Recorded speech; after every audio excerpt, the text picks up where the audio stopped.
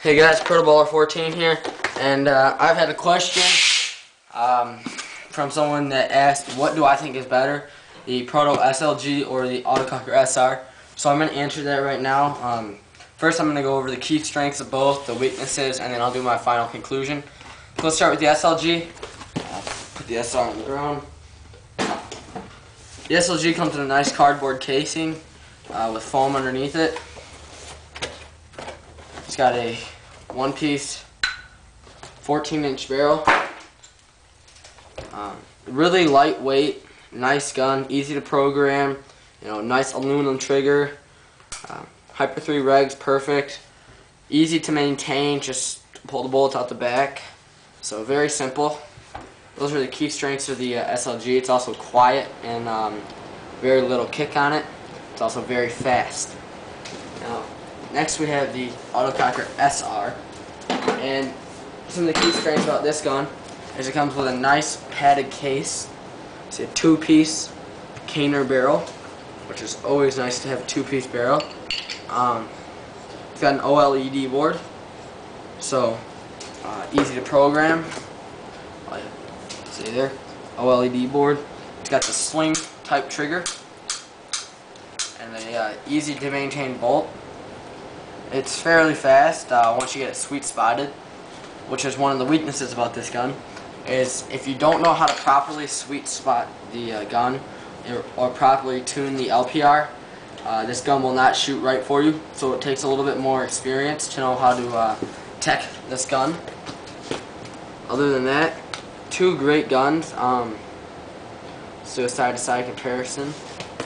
So here's the Autococker SR. Barrel on here.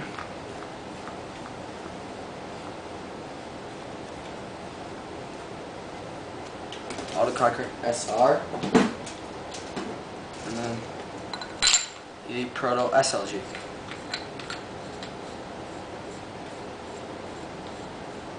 can see in relative size, they're about the same size. The SR has a little bit bigger of a reg. Other than that, the SLG's got a smaller feed neck. In terms of cleaning, basically all you have to do on the SR is a couple drops through the ASA. But one problem is if you want to get to your eyes or replace your detents, you have to actually take off this whole body kit right here, which is very hard because it seemed to be put on by red Loctite. So it's almost impossible to take off compared to just little screws on the eye covers. Let's compare the barrels. Two-piece to one-piece. I like the Autococker's barrel better. The feed necks, the stock feed neck is very similar to the SR's, so that's going to be about a tie. The regulator, the maintenance on both is very, very simple. I give the SR easier to maintain because you don't have to take a C-clip, but performance-wise, it's the SLG, because that's the same regulator you use on like the Dye NTs and DN10s. ASAs, the stock. Grab it out here. The stock ASA on the Proto SLG is a non-on-off. Obviously, this is an on-off, but it doesn't really work as well as maybe something like this because there's not a spring, so it always stays open. Like right now, there's nothing pushing that puncture pin back. I give the SLG a better ASA because it has a rail, so it's a little bit more easier to personalize. So I know I'll get a lot of comments on this saying that on-offs are better, but personally this on-off does not work like an on-off should. We'll go to the trigger frame. The SLG's got a lighter trigger frame than the SR. It's also a more common trigger frame with this 45-degree grip frame compared to this weird grip thing that the SR has. The grip frame I give to the SLG because it's more common, you can get grips for it, whereas right now you can't for the SR.